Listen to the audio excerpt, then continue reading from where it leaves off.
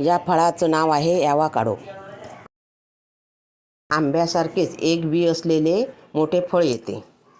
कच्चे फळ हिरवट कलरचे असते, तर पिकलेले फळ तपकिरी रंगाचे असते. आतील गर मात्र हिरवट पिवळसर असतो आणि हलका सॉफ्ट असतो. पिकलेल्या फळाची साल खडबडीत असते. ही वरील साल सगळी आपण काढून घ्यायची आणि असे बारीक बारीक तुकडे करायचे आणि आपण हे एक एक तुकडा असंच सुद्धा आपण खाऊ शकतो किंवा आपण ब्रेडवरती लावायचा अशा प्रकारे आणि खायचा तरी खूप चांगला लागतो. खूप छान लागतो, मस्त लागतं. काजूच्या गरासारखं लागतं. रुजलेले काजूचे गर असतात ना, जून जुलैमध्ये रुजतात, तसं लागतं.